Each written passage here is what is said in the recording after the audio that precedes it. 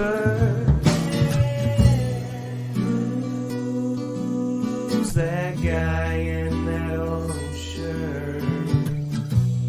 Who must be the fence expert?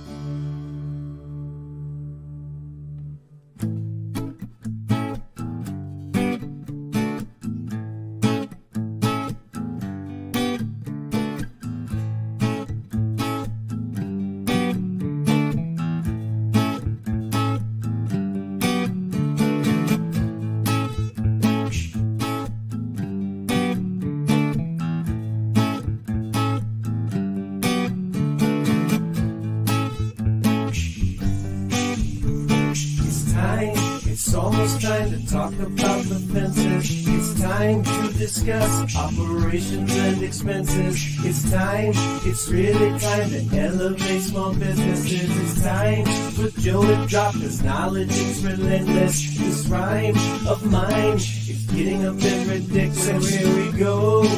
We're live with Joe. Enjoy the show. What is up, Fence Fam? So good to be back with you guys, virtually, as it were.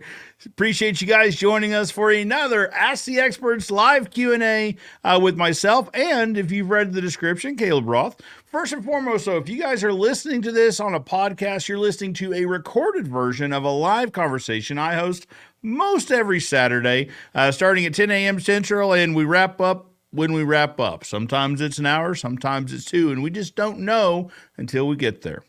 If you'd like to watch this live, or if you'd like to participate in the comment section, check us out on YouTube, Facebook, LinkedIn, anywhere you consume live content. There's a good chance this show's going on. Search Joe Everest and you'll likely find our channel, and subscribe to get notifications and alerts for when we do go live, so that you can ask your questions and get your questions answered live here on the show. Of course, can't go on without saying huge shout out to Expert Professional Wood Care Products. They sponsor the lives. We're getting ready to talk to Caleb, Ashley, the whole crew treat us really well. They'll treat you as well. They'll treat you well, as it were. We've been clients longer than they've been sponsors. They're sponsors because we were clients and we fell in love with the product and we fell in love with the family. I think you will too. Give them a shot. I think you'll love it as much as I do. With all that being said, you know him, you love him, the one and only Caleb Roth. Let's bring him up. Caleb, Good how are morning. you? Good, man. How about yourself? Doing well, doing well, doing well. Yes, sir.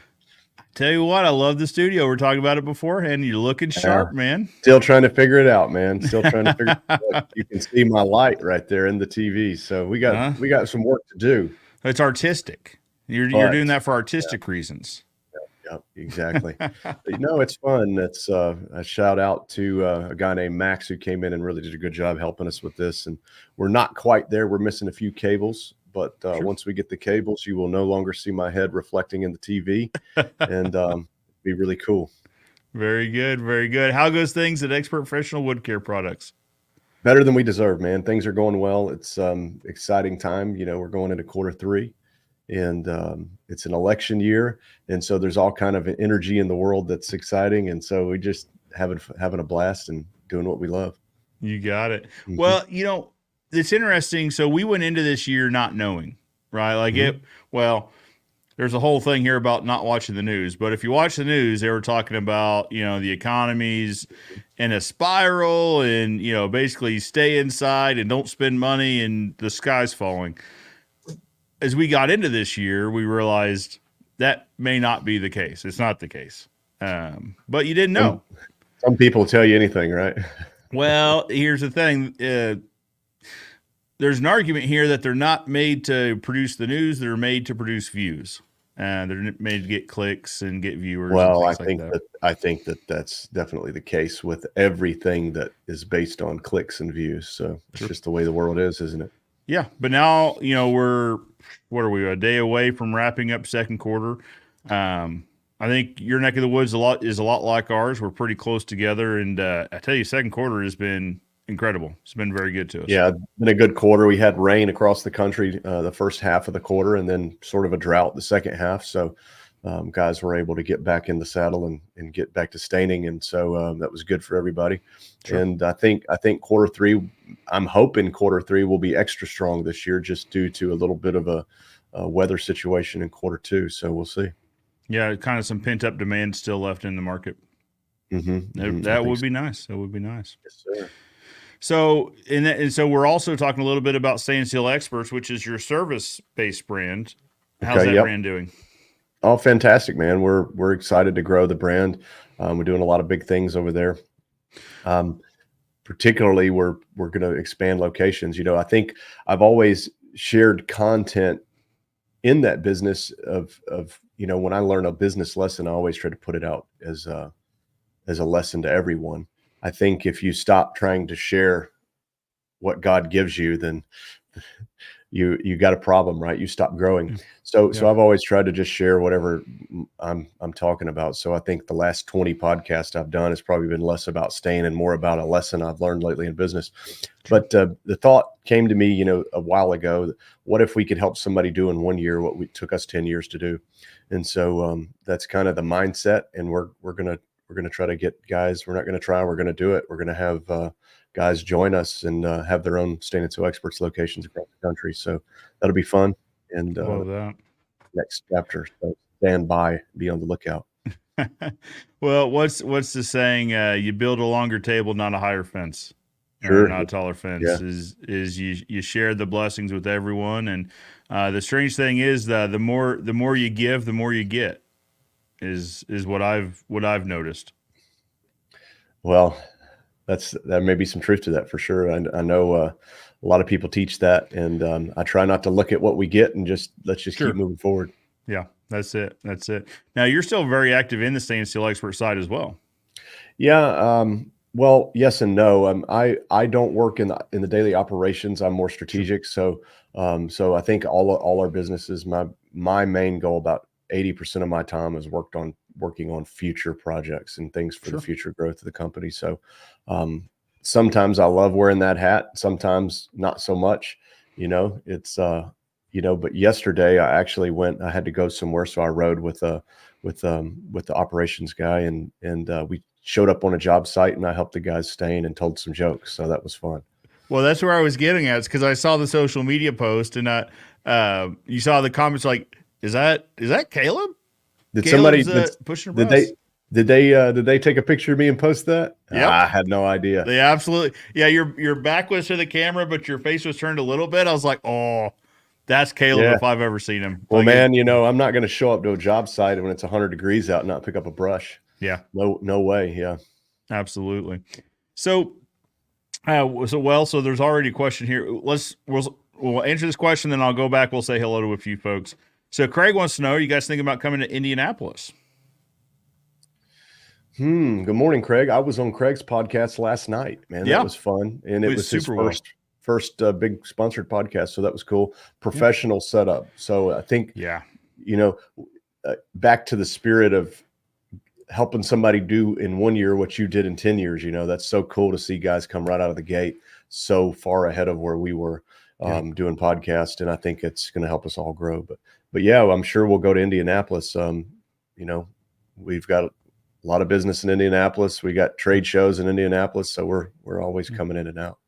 Yeah, speaking of Craig's show, check it out. So Fence Guy Fridays is hosted on Craig's channel Friday afternoon. Craig can give us a little bit more detail. I just get the notification and I click on and watch. So it's a well-run show. It's a quick show. That way you get all the information and it's very timely. I was watching it yesterday afternoon, actually on my drive over to a volunteer thing I was headed to. But in the time it took me to get there, the show was done.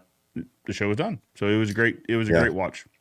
Yeah, and I think that show will evolve, and he may take Friday off. It may be Fence Guy every day before you know it. You never know. Yep, absolutely. Well, Craig, you're doing great things. Absolutely. You and I had talked about this. It's been a little while ago, and I love that you're putting it into action. And because I have that conversation with lots of people, and rarely do you see action taken. So kudos to you for taking action on the idea and making it happen. Mm-hmm. Let's head back up because we know this guy. So Justin was first in the comment section. I don't know why he puts his profile picture out like that. That's Justin. I'm proud of him. He's really done some business there. My graphic design skills I'll never live that down, will I? I think that's exactly what he looks like too. Yeah, in person, that's basically it. Yeah. Justin, man, it's good to see you virtually. I wish I was here shaking your baseball glove sized hand. And we would stay in a deck and drink you would drink an energy drink and I would just drink some water. I think Bang is the energy drink of choice, isn't it? I'm a coffee guy myself. Yeah. I tell you, so getting going to skew here. So coffee. Have you tried Cuban espresso? No. Oh, I'll send you a brand. It is jet fuel in a cup for sure. Oh wow, okay. But when I go up to Fence Armor, Al's place, he's got this fancy espresso machine, and he acts like it's so funny because he's got this really nice. Different cultures are different, and I actually love going up there because the things that are just so normal to them, and they look at you like you're crazy when you say, I don't have an espresso machine in my office. And they're like, how do you even have a business? And so it's so great going up there and getting to use I've many times thought of buying one, but then I thought, well, that would just take the fun out of going up there and using that espresso machine. It would take the special out of it a little bit. Yep. Well, so the Cuban espresso here in the office it's not that fancy. It's instant. It's instant espresso. I think that's what you get. All right. It's the powdered stuff, but it's not bad. It's not bad. Like I said, jet fuel in a cup. Front Rock Fence is also a familiar name. Good morning, rock stars. Beautiful day for bidding fence and stain. Yes, sir. If you guys like to watch some cool content about our brothers to the north installing fence, check out Front Rock Fences. He puts up a lot of good content. Ooh. Matt Warner says good morning. Good morning, Matt. Good morning, sir. Appreciate you joining us. Andrew Martin says, good morning, guys. Good morning, Andrew. Morning, Andrew. I'm not familiar with Andrew. Oh, you should be. He's a great guy. So he's got a ton of financial knowledge, but also, we've had him on the show a couple times talk about business planning, like what to do. If you've got a good business, what do you do with it? This was our kind of last conversation is how do you set up for, begin with the end in mind. right, Mhm. is what does that look like? And maybe you didn't begin with the end in mind, but if you start figuring out what the end looks like today, it sets you up for success later. Yeah, the older I get, the more I start thinking of things. I try to do it with the end in mind, and sometimes it's hard to do, but Yeah. it's got to practice that muscle. Absolutely. Andrew's been really active in social media lately as well in the fence Facebook groups. Check him out. Twin Pines Fence and Deck. Good morning, guys. You know, we used to build all the fences for Charlie Daniels, the country Oh, yeah. devil went down to Georgia, and his ranch is called the Twin Pines Ranch, and so that reminds Really? me. Yep, Twin Pines Ranch. They got a hill with 2 big pine trees on it, and I think it's still Twin Pines. I know a tornado hit one of the trees a few years ago. I don't think Oh. it took it out though, but the old Twin Pines Ranch. They raise polled Herefords and Longhorns and really nice quarter horses. All the cool stuff. All the Yeah. cool stuff. You know, that's just how they used to name stuff. Like, what should we call this place? There's I 2 don't know. trees up there. Let's just Yeah, I don't know. What about Twin Pines, 2 pines? I don't know. Well, yeah, Twin Pines. That sounds nice. Yeah. yeah. Anyway, appreciate you guys joining us. Matt Warner pops it back in and says, good morning. You two are amazing, and I'm proud to be friends. Thank you, Matt. I appreciate the humility in old Matt Warner there. Absolutely. You know, I use a lot of the stuff he's taught me, man. I use it. So if anybody's listening to this guy, it works, man. Absolutely. Seek wisdom when you can. Seek wise counsel. So if you guys are, and actually I'm wearing a little My Salesman hat today. Just happened I to be the hat noticed that was on my desk. Kind of curious what kind of hat that was. That's a nice looking. Yeah. The logo looks good, but the hat itself looks like a nice hat. I'm wearing a new hat myself today. Yeah. Went to take it off, about took my ears out. So it is a nice hat. So if you guys are My Salesman customers, Mondays with Matt is a thing you should absolutely tune into. You can get with any of the My Salesman team, Rachel and whomever else, and just see about getting on the email list about Mondays with Matt. You get you can watch it live or you can get the recorded version as well. And then also, if you guys are into listening to podcasts, Matt and I, so My Salesman has put on the industry's first ever audio drama that revolves around the fencing industry. So check that out. Season 1 just came out. Is this the Unhinged thing? This is Unhinged. Man, it's out. So man, I'm so busy in the trenches just doing work, but I see these little things and I need to catch up on it. Yep. That has my attention. Season 1 just came out Tuesday. So episode 1 came out this Tuesday. Episode 2 will be out next Tuesday. And whose podcast is it? Well, it's not really a podcast. It's an audio drama, meaning that it's a fictional story, but it revolves around. So what we've learned so far is there's a fence company owner that has a big project in a place called Noware.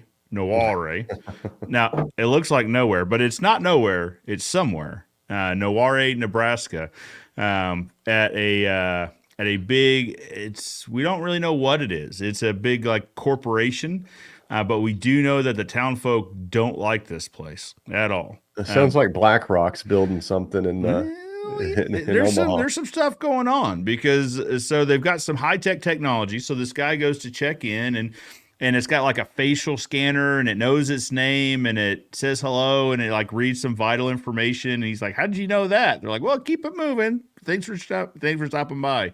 But they're building a fence is the point. Towards the end of the episode. Yeah, it's Raytheon. But also in this episode 1, we realized someone's gone missing. Someone from the town's gone missing. Nobody really knows where he is. He was last seen bowling, and then he was going to go up to this compound and just kind of poke around a little bit. Nobody's seen him since. Well, fence guy, there towards the end, the fence guy is cleaning up the job site because he gets a call, which I think we've all gotten this call from a customer saying, hey, your guy's left a mess here. And actually his mess popped a tire. So he's like, all right, I'll be right up. It's nighttime. He's cleaning up. And there was right at the end of the episode, you hear some sort of mix between like a howl and a scream, like an animal sound. So, and that's where we've left off. So episode 2 is the author of this. So Brad, with Structure to Grow. He was the one that put this together. So it's sponsored by my salesman. So Matt, Rachel, and the team have put it on. Brad's the man behind the show. You've got the writers. So it's got, the writers are phenomenal, but it's got voice actors, like legit voice actors. We all had a table read, and I had it down in my office. I felt like next one I'm doing it up here for sure, because they were all like coming in, zooming in from like their audio booths and stuff like that. But but Matt's involved in it. So it's Miracle Matt. So Matt pops in once an episode ish with kind of a nugget of knowledge, a tidbit of information to think about in running a business and things like that. So, well, that's cool, man. I'm curious to see how that goes. Anytime somebody does something different, it takes a set of courage, and it's cool to see something like that go. Yeah, absolutely. So guys, check it out, Unhinged. You can get it anywhere you listen to podcasts. Just search for Structure to Grow or Unhinged. I bet was how you search for it. Actually, let me find out, because I've got it on mine. This coffee is fantastic that I'm drinking today. What is it? Thank you. It's just my wife made this coffee. Okay. I think it's secret recipe that she makes. I see. It's got butter and coconut oil in it, I think, is what makes it so go. Nice black coffee. I'm trying to go back through my downloads because I like to hear it.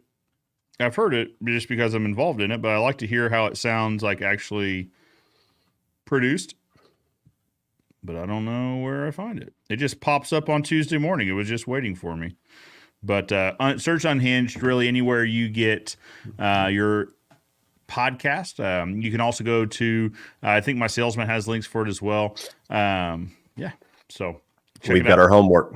We've got our homework. If I were better prepared, like if this was a real show, I'd already have like the URL and we drop it, but I was woefully.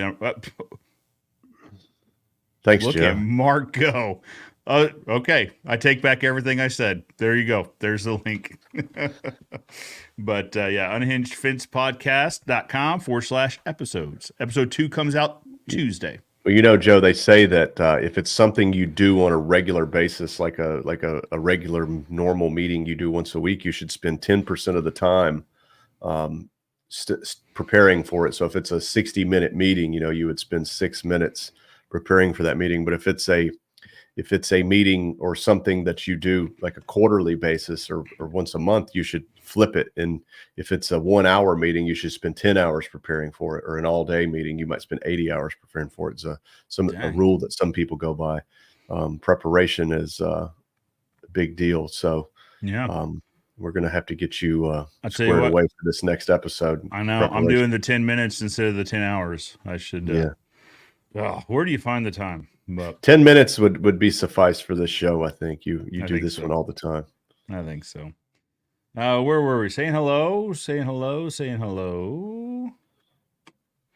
Steve Boy Billings from across the pond. Good afternoon, Joe and the Fence Fam. Good afternoon. Appreciate you joining us. Gus Hernandez. Gus Hernandez was just on the Fence Industry podcast with Dan Wheeler. We need to get Caleb some orange. Much love, guys. Hey, listen, I agree, Gus. I was so proud to hear you really pumping up Team Orange. So we do need to get Caleb in some orange here somehow. We need to see. I'm just going to get an orange airplane. Oh, beat both of you to it. That's the only color they have. It's the only color they had. Yeah, if you guys want to listen to a great podcast that has recently come out, check out the Fence Industry podcast. Came out this week. Dan Wheeler interviewed Gus Hernandez. It is a great interview. You should check it out. He talks about branding. He talks about it's a really interesting story. So he talks about how he got into a really big contract just by showing up at what seemed like an unrelated it's not even a trade show. He was at, I believe it was a car show, or it was put on by a car club. He was right next to some guys, I believe it was Ferrari. They needed some fence, so everyone started introducing each other. He had some friends over there, and then one thing led to another, and they're doing some awesome fence. So if you guys don't follow Gus, you should. What I like seeing about Gus is he's trying to help others. Yeah. So when he does something, he walks people through it and he says, this was hard. We screwed up 10 times here. We messed this up when we messed that up, but we got through it. And I think so many people that put out content today, they only show the good stuff. Absolutely. And, what I've learned is just being around people is if you talk to 10 contractors and you ask them how their quarter's going, I don't want to say the unsuccessful ones, but the ones that, the guys that you don't know, they're probably not a really big player in the game. They just tell you how great it is and how awesome and how much money they're making. And then when you get around somebody who's really hitting home runs and really doing big things, and you ask them, and they'll tell you, they'll be like, man, our numbers are off this quarter, and we've had some turnover. We've got this problem. We really screwed up. We had a guy get hurt on a job site, and it cost us, some problems. We got to rethink our safety training. And I think that's so valuable because nobody really cares about the highlight reel. And if everything's only a highlight reel, how do normal guys who just consume everybody's highlight reel, when they hit on hard times, they start feeling like they're a loser or they're doing something wrong. And I think when you put out that real stuff, it lets everybody know that the bigger you get, the bigger your problems get, but you just learn how to get through them. So I think, Gus, my hat's off to you on that. That's a cool thing. Agreed. Check out the podcast. Like I said, Fence Industry Podcast with Dan Wheeler interviewed Gus Hernandez this week. Give Gus a follow because these projects are pretty cool. Craig Eubank said, hey, Caleb, wanted to let you know, me and the wife took a walk this morning. Right on, man. You guys talked about that towards the end of it, walking shoulder to shoulder. And I think we could all learn from that as well. Twin Pine says, I didn't know that. I'm a twin. That's where it comes from. I live in Columbia, Tennessee. Yep. I thought you were a native. Very good. Yeah. Twin Pines Ranch is right in Wilson County, right outside of Lebanon. Absolutely. Michael Gerhardt says, hey, guys, building a fence right now with Postmaster Post. Have you ever used their gate post? Could you use the gate post for a corner post and the gate? I've personally, in our business, we don't use the gate post. Our gates, we would use a 40 weight, Schedule 40, 2.5-inch round post. It just goes with the Shark hardware that we use on our gates. I know a lot of guys do, and a lot of guys like them. So it's not that we don't like them. It's just that they don't work with our process. Could you use them could you use the gate post for a corner post? I don't think you could use it for a corner post. You could use it as an end post, maybe, if that was a look you were going for. But the gate posts are basically a one-way in, one-way out. So it's a one-way connection, is my understanding. I haven't used them, but I'm familiar with them. I think they would be for a end post or a gate post. All right. Unhinged, my salesman. There you go. All right. Search either one of those. And like I said, Mark dropped the link in here. Check out Unhinged here. There you go. Gus says, much appreciated, Joe and Caleb. Well said. Well, Gus, appreciate you putting out good content. You really should follow Gus. He's a good follow for sure. Follow him on Facebook. I got to say it. He's probably got the best beard in the fence business. It's really good. He's got a good really beard. Good. Well, he talks about it a little bit on the episode too, but his marketing, his branding is on point. Like it's just, so he shares photos of his, the vehicles, the wrapped vehicles, with a tiger on it, or not tiger, with a lion on it. And, really up to good stuff. He talks about a little bit where, he sees, kids pointing, hey, look at that really cool branding. And then, you're a parent, if your kid's pointing something out, you look at it, take it in, and talk with them about it. So it's hats off to you, Gus. Hats off to you. Caleb, what do you got next to you there? You've got a bottle of some sort. This would be the coffee my wife made. Number one thing. Number two is this is called Natural Defense. It's an additive for putting into fence index stain. And it's yes. So we reformulated this. This is what used to be citronella oil. We put it in to stop boring bees, carpenter bees. Yeah. And we reformulated it with citronella, cedarwood oil, cinnamon oil, geraniol, and lemongrass.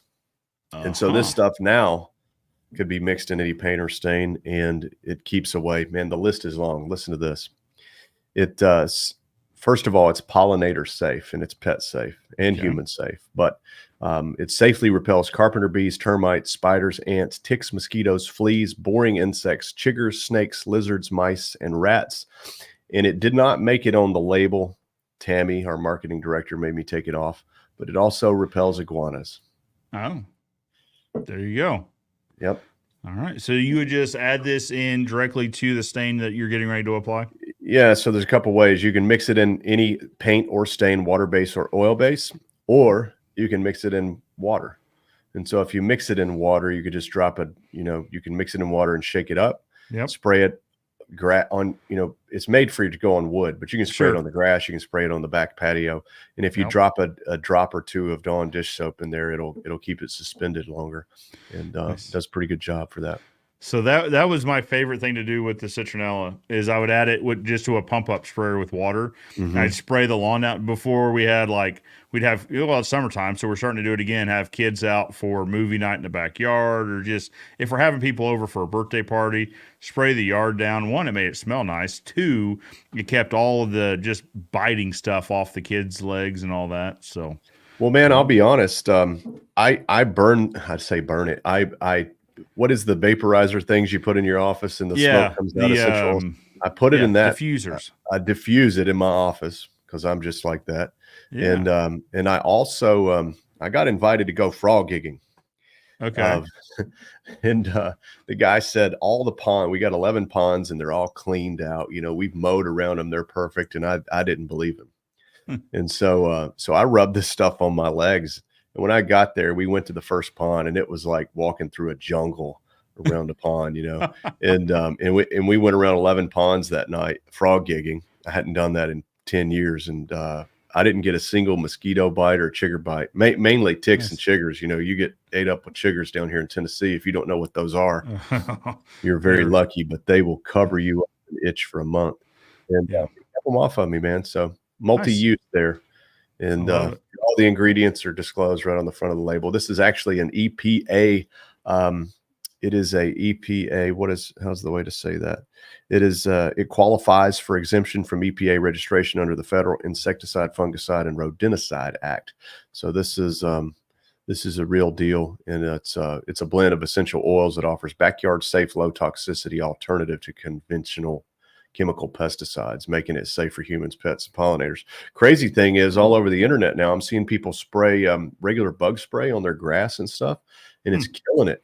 Like DEET apparently will kill grass like Roundup will, and people have been spraying. Really? And so maybe time. I think the day of alternatives for stuff like that is now. Yeah.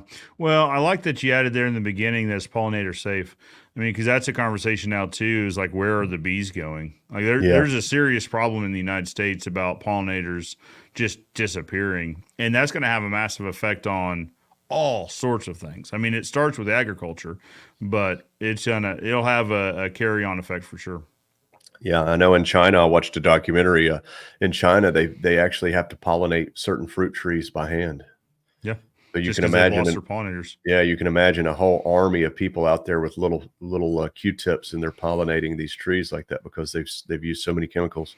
Pretty sad, man. Pretty sad.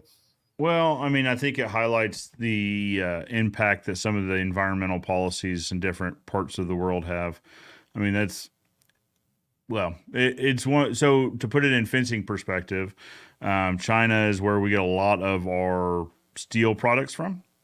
So it's typically China, India, Pakistan, Philippines, Vietnam also do some steel, but China and India are the two big ones. They're easy to get products from. So I say easy in a relative term. It still goes on a boat for a month before it shows up. Yeah. But, and so I forget what it was. We did a video on this. God, it probably towards the beginning, but about importing fittings. And there's a pretty lively discussion in the comment section just about, hey, you should value domestic manufactured fittings. And one of the other points was, well, that's great, but you can't find recycled steel here in the United States. I mean, you can. It's not that it's not there, but the majority of our scrap steel goes abroad China, India, etc., to be smelted, to be refined, and then they get sent back in ignits and all these other as a refined product for, and then domestic manufacturers then take that and they call it a This domestic is manufactured this is thing. policy. This is policy set at the highest court in the land, right? This is the policy, and unfortunately we've sent all of our steel mills, we've sent all of our furniture making, all of our what are they called? Looms. All of our looms that we make clothes with have all gone overseas. So yeah, it's Well, and part of it is just environment. And so one of the policies is environmental policy, just in terms of, well, let's talk about chain link wire for a minute. So galvanize before weave, galvanize after weave.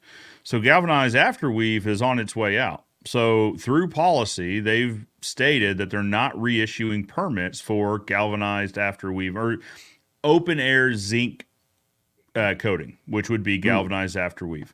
They're just not reissuing permits. So it's not that it's going away immediately. I mean, these vats can be repaired and whatever for a while, but they're not issuing any new permits. So the day this thing becomes just inoperable, it can't be replaced because the open air component of they don't want just a zinc based anything just being open in the environment.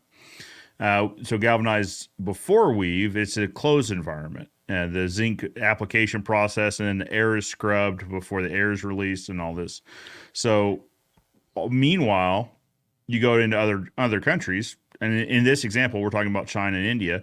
There's a good amount of raw strand that comes in out of Mexico, but in countries that have laxer environmental policies that still allow for some of these processes, which ultimately end up being cheaper, but then circle of life, we come back to China's losing its pollinators because its air quality just kills off. It doesn't allow these things to thrive.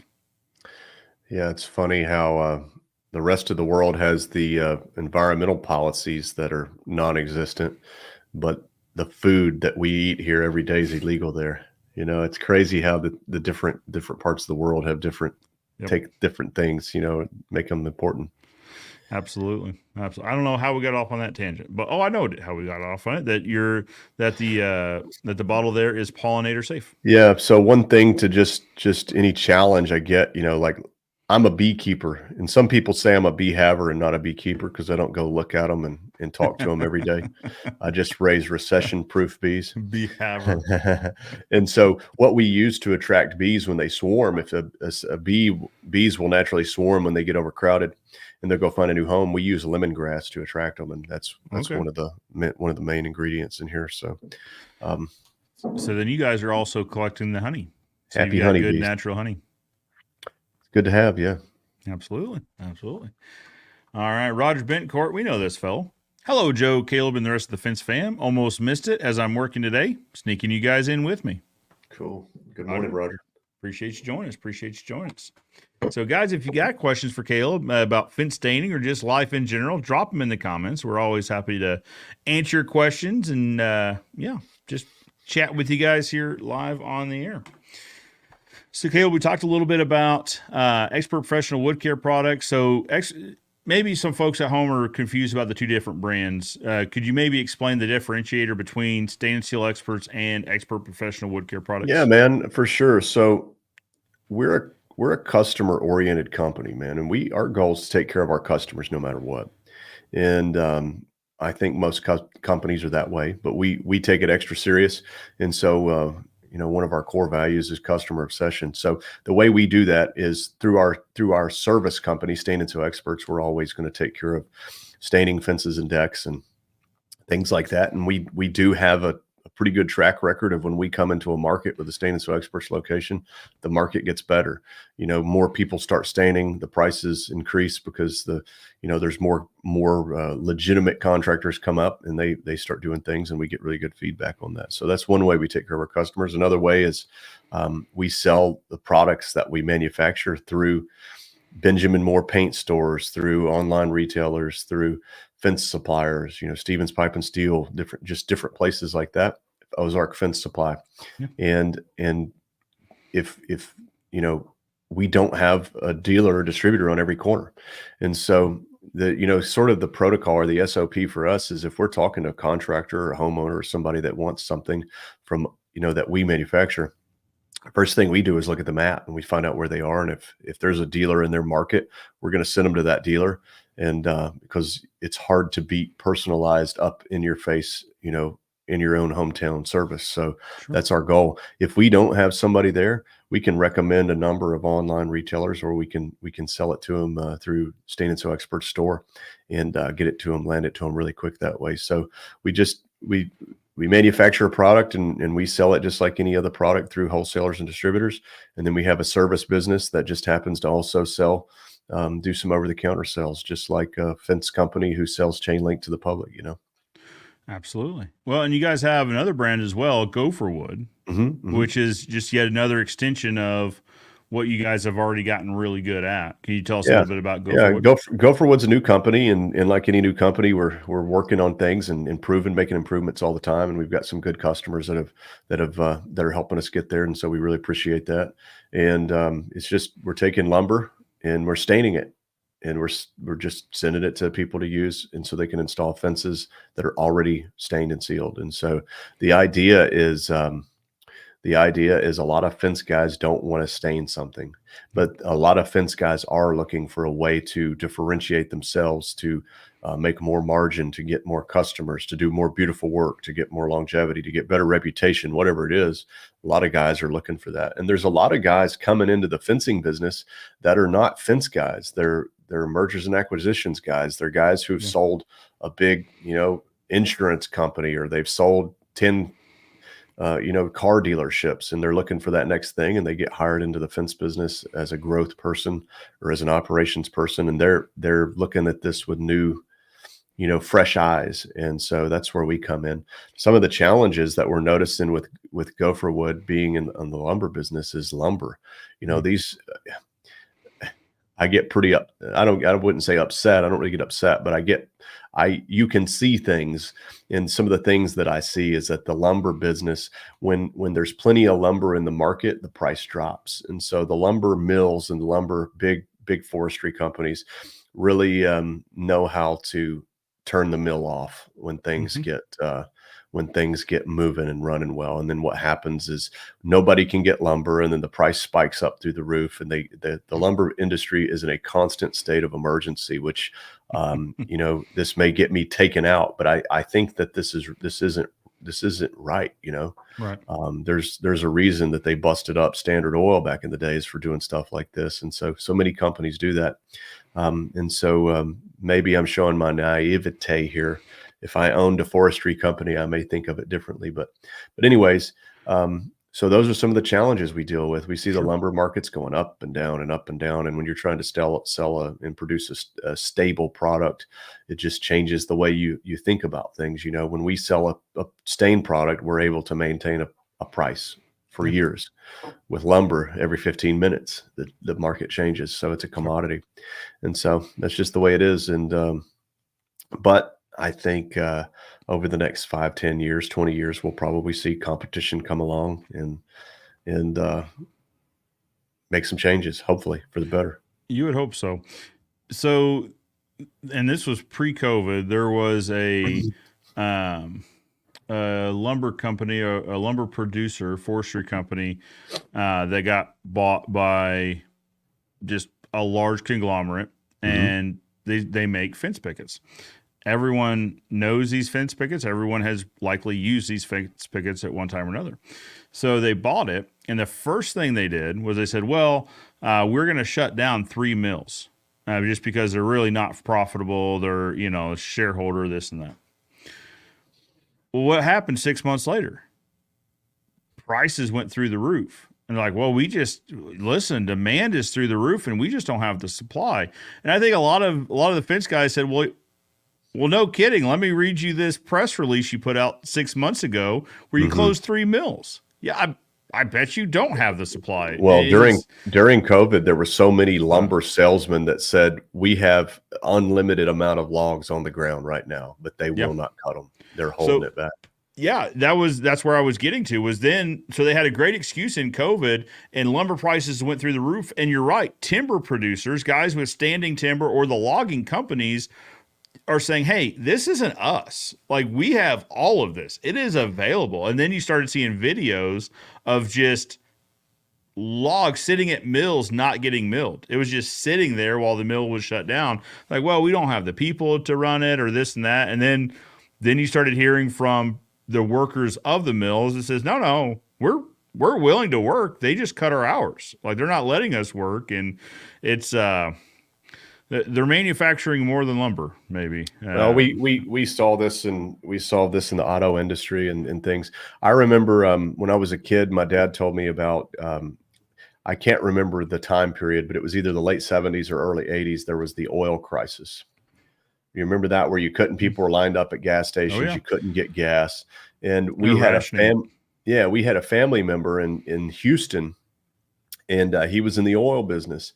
And at the time they were talking about it. And he said, if you go out into I guess Galveston or wherever outside of Houston, and you look into the Gulf of Mexico, he said, as far as you can see are oil tankers that are sitting offshore full of oil, and they will not bring them in. Just waiting to come in. More manufactured crisis. So anyways, there's a reason Granny canned her beans and washed her aluminum foil, I guess. So that's the way it goes. Yeah. Yeah. That's the thing is now, luckily, I think, and you might be seeing it out there where you're at, but what we're seeing here too is there's more local mills popping up, more independent mills. Yeah, and I think we need to support those guys. I couldn't agree more. You know, maybe there's a mill listening right now, and I will share an experience with the mill that's listening right now, because we've got a mill that's less than 2 miles down the road from us, and I had them mill 1x6 by 16 poplar rails for me, and I told them, I said, I need them 16 foot long, and I need them 1 inch. 1x6. And I said, everyone cuts these 1.125 inches by 6 1/4 because it's going to shrink. And I said, if a farmer walks up to a fence rail and it's exactly 1 inch thick, he's going to put his hand on it and he's going to say, now that's a good fence rail. If it's a millimeter less than 1 inch, he's going to look at it and he's going to go, that's a little old thin thing. You can tell that's not a full inch. And that sucker, every single time he would say, absolutely, we'll do it. And he kept cutting cutting it thinner and thinner, and I just couldn't understand his inability. And I don't think that this guy had a really nice Wood-Mizer digital mill. I mean, he was doing this on purpose. Yeah, it wasn't by accident. I thought, man, so we quit buying from him. And I thought, man, if you will just cut this dimension, I will pay the price. And we'll sell a lot of this because people need this, and they just wouldn't do it. So if you're a sawmill out there, man, if you put out quality, man, I think there's no doubt people will pay for it. And as much as you can produce. Yeah, so as much as you can produce. We, the mill we had been using prior to COVID, that for Eastern Red Cedar, they legitimately went through a time where, well, I don't want to get into their business, but they just couldn't produce as much. And we're not their biggest customer. We're like number 2 or 3 on their list. They supply a company in St. Louis that does like a truckload a week, and just massive amount. So I said, sorry, we've got, it's no hard feelings, but we need to keep these guys supplied because they've been with us longer. And I was like, I understand that. I mean, I run a business. I absolutely understand the reasoning. So we started calling around to other mills. This is, like you were saying, this is the spec I would like on pickets and rails. And this is what I've been paying for it. I understand if prices aren't the same because business models aren't the same. I get it, but let's talk about it. Well, how much do you need? Say, well, a truckload every 2 weeks to 3 weeks, 2 weeks during the summer, 3 to 4 weeks maybe during the winter. And that's where the conversation would stop. Like, I couldn't possibly produce that much. Like, that's not us. So you need to go talk to somebody else. To where we ended up trying to reach out. We did reach out to someone at the Arkansas Forestry, because that's where a lot of the Eastern Red Cedar in our region comes from, is up out of Arkansas.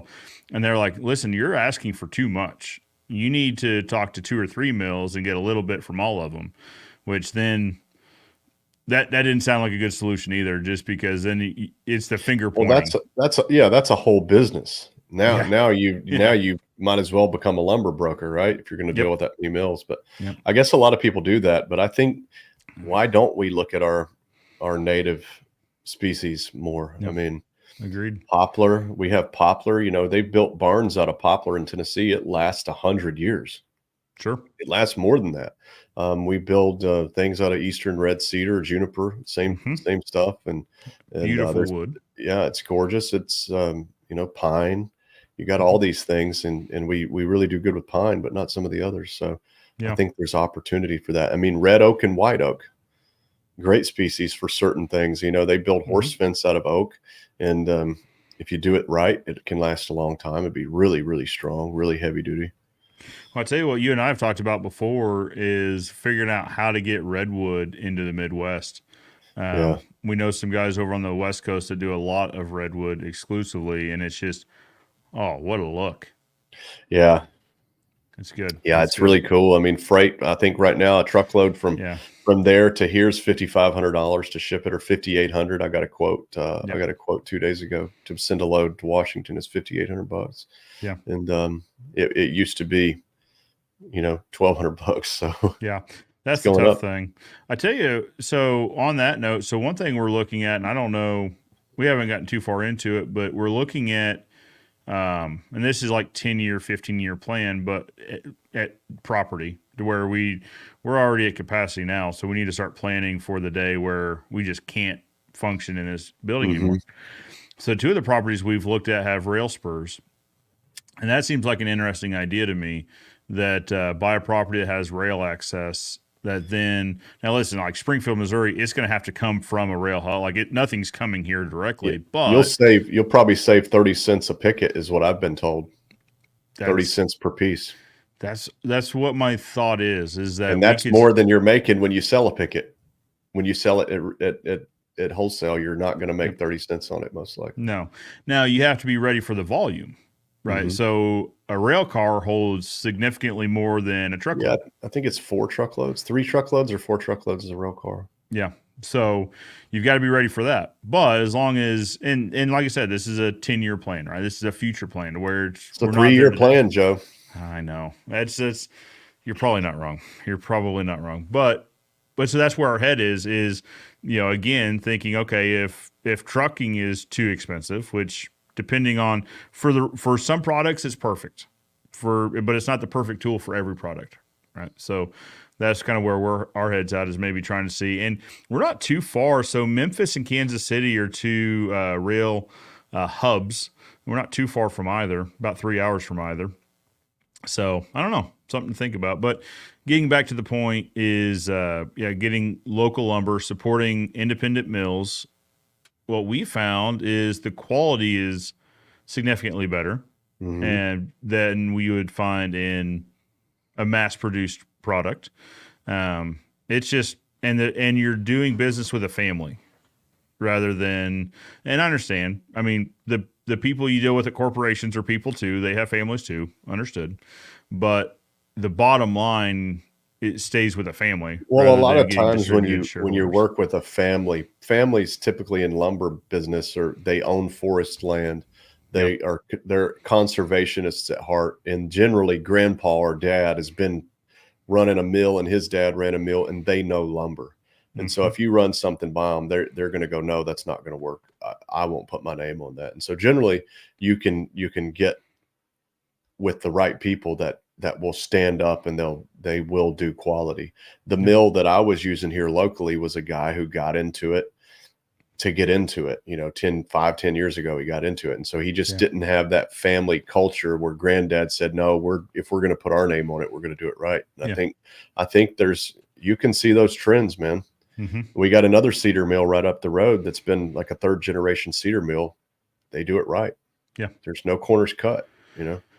Well, yeah. So the first guy in your example there, he didn't go out into the woods as a kid with his dad and his granddad looking at trees, trying to decide, hey, is this tract, are we going to mill this tract? Are we going to cut this tract this year? Nah, we ought to leave it. We ought to leave it for 2 years. All right. Make the note. So I went down to Arkansas with this family that's got the mill, and I was going down to pick up some lumber, and they're like, hey, do you got some time? Like, I would like to show.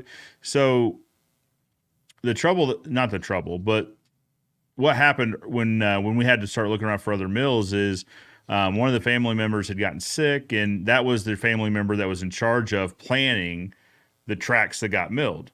And so then they're like, well, anyway, so they were trying to explain to me like the process. So they're like, hey, would you want, while you're here, you want to go out? We're going to go look at some standing timber, and just like, yes, Absolutely. that sounds fantastic. Yeah, let's go.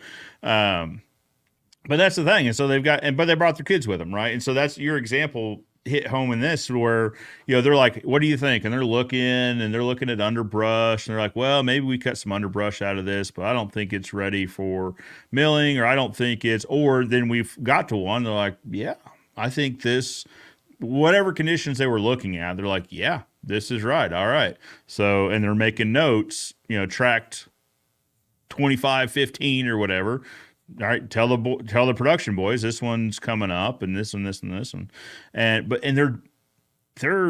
they've got hundreds, thousands of acres of just standing timber, and they're managing it like this. To your point, like it's their land, so it's obviously in their best interest to take care of it, but they're conservationists at heart, saying, Yep. no, let's not do this one yet. This stand isn't ready yet, and therefore the boards they're producing are a lot better because they don't take trees too soon, or they don't, whatever the example is there, whatever the reasoning is there. This is really cool, man. But that's what you get that's what you get when you deal with independent producers, I think. Yeah, just for sure. It's a great thing. And it's American. We need more. We need to take care of our own small towns first and work our way out. Couldn't agree more. I couldn't agree more. But so to bring it back around to gopherwood, so I was talking to one of our contractors this morning. So he's into social media, but he hasn't been following for a long time. He goes, well, who are you having on the show this morning? I said, I'm having Caleb Roth. He goes, oh yeah, the guy with gopherwood. Yeah. I always think of you as the guy from Sand Hill Experts, but it's funny when people kind of join you on this journey. Yeah. He's joined you on the gopherwood journey, and then he's learning what else there is. But so guys, check out gopherwood. If you don't have facilities for pre-staining, I think it's a great option. It is an incredible upsell and what we've been doing is on all of our bids, we offer the option to upgrade to pre-stained lumber. 7 out of 10, 8 out of 10. Let's do it. Like you offer, that means I don't have to go do it. Yeah, you bet. Absolutely. And then leads on. So the ones that don't, the 2 out of 10, the 3 out of 10, that I had this conversation a couple weeks ago. She said, well, my husband wants to stain it. Okay. That absolutely. If he'd like quality stain, I also offer that as well. It's a nice oil, and I went into the oil base, the fully penetrating, this and that. I said it's self-leveling. I was like, listen, I'm a husband, and I know, like, when I come home, I don't have time to do everything perfectly around the house as far as repairs and all this. Mm-hmm. If he doesn't have time to really dive into staining and really figure out, like, this oil base is going to be really forgiving. He'll be able to use it. It'll look great. And so, but the point being, it's a great upsell. And if you also sell the stain, you can typically get a few stain sales out of the ones that don't want to upgrade to pre-stain. There's a lot of contractors who just build a fence and then sell the contractor the stain and have somebody like us or any other online retailer fulfill that for them and drop it to their door. But the thing about gopherwood is a standard wood fence is like cars and trucks. There's a baseline, you got your Fords, your Chevys, your Dodges, your Hyundais, whatever, all these brands, you're used to seeing them every single day. And we would compare that to a fence. You have your cap top fence, you have your standard privacy fence, you got your chain link fence, you got your whatever.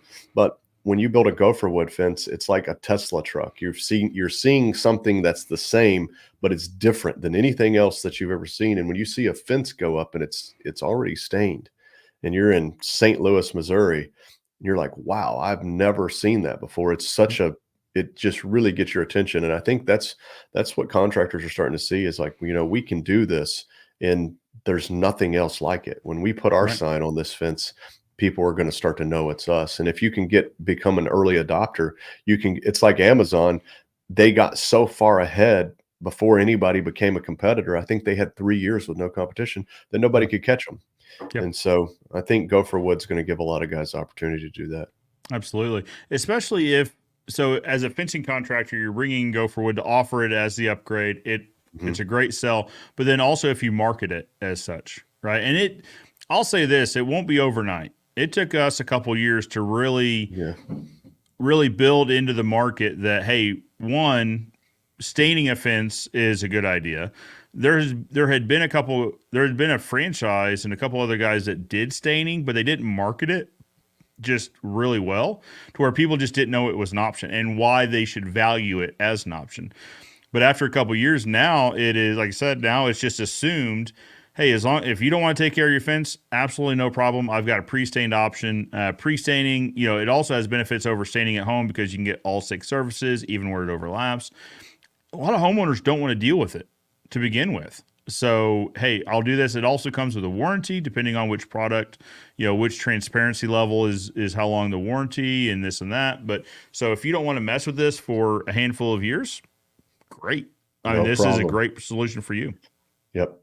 That's exciting, man. So can't wait to see how that goes. I truly think that gopherwood is going to be a big thing over the next 5 years. Super excited. It's a great way for you guys to get into offering pre-stain without having to figure out how you're going to pre-stain it. Now, if you want to, I mean, you guys also offer a staining or a stain machine solution for guys that do want to maybe offer alternative colors. Yeah, for sure. 100%. Yeah, we got a great little staining machine. And, for the 4th of July, this is a secret thing no one knows about. It's not been announced yet. Won't tell anybody until it comes out. Yeah. Paint Life Supply, the Idaho painter, he's got a store and he sells our stain machine. They're going to run a big, almost $1,000 off on that machine for Tuesday through 7/7, whatever day the 7th is. Okay. And so the 4th is Thursday. So it'll be basically this whole coming next week, starting on Tuesday. And so if you're thinking about getting a staining machine, it'd be a good time to do it. They've bought a bunch of machines from us, and they're gonna turn them and burn them. So it's a cool thing. They've got a big video they're releasing, and they've had a lot of luck with that. They started a whole business on pre-staining. They literally go around up in Idaho, to fence companies, and they stain all their lumber for them. They just drop the lumber 3 or 4 days ahead of time. They show up, stain it, and then the next day the fence builder comes in and builds it. And they're staining it on the job site. They're staining it on the job site. They've taken this and created a whole business from it. Yeah. And so if you look at the Idaho painter's videos, it's his son-in-law, I guess, the muscled up guy. Okay. Yeah. That's what he does. He's got a whole business doing that, and they've been doing it for 6 months, and they've got a steady stream of customers. So it's a cool thing, and I think I'm super excited for them, and it's cool that they're actually wanting to share it and get it out there to the world and say, hey, we're having luck with this. You can too. Well, and that's something to consider for fencing contractors as well, is that you don't necessarily even have to have space to do the staining now. You could stain there at the job site a day or two ahead. You want to give it a little bit of time, because even after running through the stain machine, it's a little tacky. You want to let it dry. And in the day's probably a bit much, but yeah, I mean, this is something you can do in the back of a Ford Ranger. You could actually put this in a, the back of a little SUV, a crossover or something. So that's just man, if you're broke and desperate and you need something, man, you could do this, so absolutely. It's pretty cool. If you're wanting to just break into it, right? Like, that's the thing, is if you're wanting to try it, to say, hey, before I invest in a truckload of pre-stain, let me try seeing this, and knowing that keep the machine because the pre-stain comes in one color. So if you want to offer a different shade as well, typically a lighter or a darker, depending on the trim of the house, then you would know, hey, I'm still investing in this. I'm still going to use it, even when I do step up into pre-stain by buying by truckload. I think it's a great way to at least get into it and try it. Yeah, for sure. And cool thing is I think that machine's $4,000. It's going to be around 3,200 this week. But there's plenty of places online that sell it on payments. I mean, anybody who's running a Shopify store, they've got that Affirm thing on there. You can go there and get it on payments. But absolutely. But some of the main questions are, well, it must take forever to clean it up. And so we do Operation Team First, which is the first Friday of every month. We sort of do something to build team. And I drew a team of girls. So I had girls. I had a marketing girl. I had a receptionist, and I had another lady who makes our samples, and then myself. And our job was we had to set up the pre-stain machine, and we had to stain. It was actually a deck kit, barnwood brown, like a brownish gray color. So the lumber had been drying for a few days and was ready to go. And we got that machine. We put a new set of brushes and rollers on it. We mixed our stain, poured it in. We stained this job, put it on drying racks, and we cleaned that machine up in like 5 minutes. I mean, it was literally because everything's a thumb screw. There's no bolt. There's no tools needed. We just took it apart. We cleaned the brushes and rollers. We threw them in a 5-gallon bucket, snapped a lid on it, and we have a set of gray rollers. We wiped the machine out with a couple rags, put it on a pallet, covered it up. They stuck it in the warehouse, and we were able to do that with a bunch of ladies, and it was easy. They thought it was it was a fun job. They enjoyed it, and so I think a lot of people look at these things on the internet and they go, "Oh, well, that will take 2 weeks to clean up." It's like, well, no, you just wipe it out. It's easy.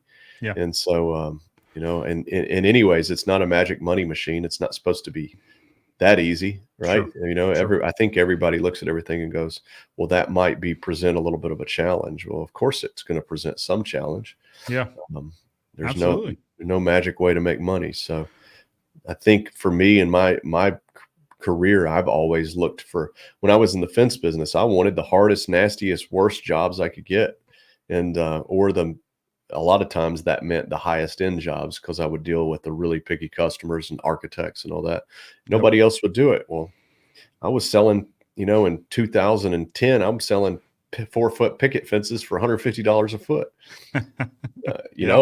I had 6 color consultations, and I had 4 meetings with an architect, and I had, every day I talked to Mrs. Jones, who was had nothing better to do than to just talk about moving it over 6 inches to the left or 6 inches to the right.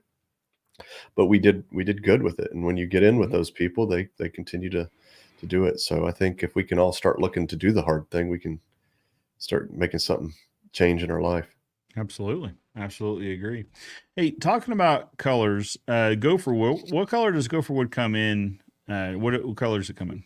Well, it's real similar to the color over my shoulder here. This is pecan, but gopherwood comes in chestnut. We sort of did a poll and we sent out a bunch of samples, and everybody said they liked the chestnut, which is a really medium brown color. Every once in a while, somebody will say, well, it's red, but there's no red in it. It's just a brown, literally the same pigment that they make beer bottles, glass brown beer bottles with. Okay. Yeah. Or root beer bottle. So actually the same pigment that this bottle has in it. So it's just a nice brown transoxide pigment, and it just really looks nice. Well, when we're offering a standard color, that's our go-to, because it matches 90% of the houses out there. Yeah, it goes with browns, it goes with blues and blacks, it goes with reds. It pretty much go with anything.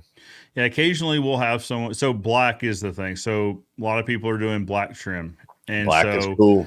They want walnut, or they want a darker stain, and so then we'll show them a walnut. Right. Or sometimes they'll want it to be really light, and so we'll offer like a cedar. But primarily it's chestnut. Just by default, it's chestnut.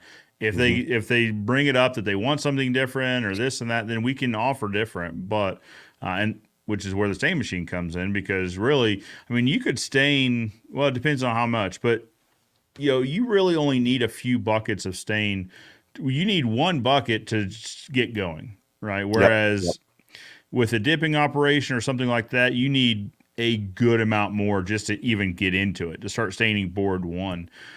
So for us, for our operation, it makes sense to use that for custom colors, because really we don't have to have a lot of just bulk stain in that color. 5 gallons of stain in a staining machine will stain 75 to 100 feet of 6-foot privacy fence. Bingo. Yeah. Perfect. You don't have to have it by the drum. Right. So in dipping operations, it's typically by the drum, not by the bucket. So it's, to our point, a lot easier to get into, especially on custom colors. So like you said, gray, man, gray's tough. People love it, but it's tough because there's a video on the internet of them staining a whole fence of Cape Cod gray with that machine. They just, they stacked it right away. They didn't have any issue with it. And they did a breakdown and they showed it, they took, I think they just stacked the boards flat right away. And then the next day they came out and there were a couple spots and they hit them with a brush and it evened them out. But if you stack the boards vertically for about 30 minutes, you don't have any of that. Yeah. Well, and when I say it's tough, I just mean that you have to go in with a pristinely clean machine. Yeah. You can't stay in even after. So, sometimes if we're talking about, if we've got several colors, you can go from a cedar to a pecan to a walnut without, you want to clean it. You don't ever not clean it, but you don't have to make sure every nook and cranny, and because it'll be fine. But if you want to go into gray, that machine had better start off spotless. Like to your point, you have to have a set of rollers for gray. You cannot. Yeah, it's a good practice. Yeah. Yep. But which again, on this machine means you just keep a set of rollers for grays. Mm-hmm. No problem. Simple enough. Very good. Let's say hello to a few people. We've got some comments coming in. So Twin Pines Fence and Deck says, any suggestions on a good sealer for treated lumber into cuts? Yeah, there's a company called, I can't remember. They make Seal Once. It's I can't remember the name of the company, but they've got an end sealer product that they use. A lot of lumber yards use it, and I think it's got a really good reputation. It's I can't remember the name of their company. It's not. They make Seal Once. They make a bunch of other little products, but they've got a lumber sealer. Just look up Seal Once lumber end grain sealer, and you should be able to get it. I recommended that product to you, Joe, when you were having some trouble with your incense cedar. Yep. Yeah. Yep. Absolutely. We just ran a bunch of incense cedar, and man, the quality was really good on our end. And really? And like in our operation, the boards were heavy. They were old growth. They looked really nice, but we were hearing about a little bit of warpage later on. And what was your experience with incense 2x4s? Well, okay, so 2x4s we didn't have any issue with Really? with incense. The pickets, the batch we got in, and this was probably more with the producer than it was with the lumber. Mm-hmm. But it was all splitting. So to the point, we were starting to get callbacks because we would say, hey, splits, some splits are normal, some checking's normal, but this was 10 inches, 12 inches of a split from the top of a picket down, and it's just like a gaping split. Like, okay, I agree. If I had paid several $1,000s, I would be upset with this too. So we're going to replace it. And we started doing that more and more and more. And then finally we got a truckload in, and our receiving guy said, he came in and said, hey, you come look at this before I take it off the truck, because I don't think you're going to be happy with this quality that's here today, much less once it sits here for a few weeks. So we got to look at it, and the pickets in the bundles were already split. And it just by the time it got to us, I said, no, this isn't. No, thank you. This is we returned the load or we rejected the load, to which then, salesmen can be fickle. This particular one said, well, then, if you reject a load from us, you'll never buy from us again. Well, do you promise? That would be, you go look at this lumber and tell me you would pay several $1,000s to have a fence built with this lumber. I wouldn't charge it. So, and that's what COVID did to us, because it was like, if you don't want it, then somebody else will take it. And so they dumped a bunch of garbage on people. Yep. So now, that particular producer, I don't use lumber. It's that the way that whole interaction was handled did it for me, which is also probably a conversation here in customer service, to where if the answer had been, hey, listen, I get it. I would like for you to, take it. Maybe we can work together on a price, or maybe we can, or credit for culls and this and that, rather than just saying, either take it or you'll never do business with us again. But someone else I was talking to does use their products currently, and I asked, was like, well, how's the cracking? Because it wasn't checking. It was all the way through. It was 10 or 12 inches long. Now, to what he was saying, there's like a waxy coating on it now, to where it binds it together. Yeah, they're dipping the ends in wax. Yep. So, yeah, that's that same end grain sealer I'm talking about. Okay. but that's like what I was saying. That's more to the producer, I believe, than to the lumber. I don't hold anything against incense at all. I mean, it's a blonde board, which for staining, we love staining it because it was blonde. I mean, it was, the color of your table probably or thereabouts. It's a pretty light color to where any color you put on it, it was a great background for it. That's actually really well. We actually use incense for our sample fan decks now because it's like a really good middle of the road look. Yeah, it's perfect. Twin Pines also says, Caleb, met your team at Fence Tech Nashville. I'm in your backyard. Would love to hand out your brochures and business cards to my clients for fence and deck staining. And we'd love to work. You are close, and anything we can do to support you, let us know. You can get gopherwood. They carry it at Stevens in Nashville. There's a place in Murfreesboro. I can't remember Premier. It's connected to Walter Donnell. What's the name of his supply house? He just opened it in a new name. It was Premier Fence and Supply, and now he's got Russo Supply or something like that. I can't remember. Rusco. Is it Rusco? Rusco. And I believe that's right. Yeah, so they carry it there, and they'll deliver to you. So anything we can do to help, and if you're staining or building a bunch of fences, you want us to stain them, we can do it. We got teams that are specialized, and if you're in Columbia and you get the big horse fences, we're there. We can do it. Absolutely, love it. Shane Catton, morning, gents, a fence fam. Morning, Shane. Good to see you. So Roger's comment was from when we were talking about lumber mills. You're mostly correct. Very corrupt practices happening. There's also some ridiculous regulations from our freest country in the world government. Yeah. So there is some regulation. So, and maybe not necessarily all regulations. A lot of it is tariffs. Ruco Fence Products. Ruco. Okay, we were close. Give them a shout out. So, so Roger's saying there's maybe some corruption in regulations and this and that. There's also tariff implications. So this was referencing back into the lumber industry, maybe the milling side or the milling segment of the lumber industry. You and I were talking to somebody about tariffs for Canadian lumber. So if you're sending Canadian lumber into the United States, the tariffs are pretty significant. And I believe, and I'm going to paraphrase, but I believe the quote, what we were told is there are containers on containers on containers where just hundreds of truckloads of lumber waiting to come into the United States. Well, there's a $50,000 bond or permit or something you got to get just to bring lumber into the U.S. from Canada, which puts a lot of guys out. They just can't put up the money.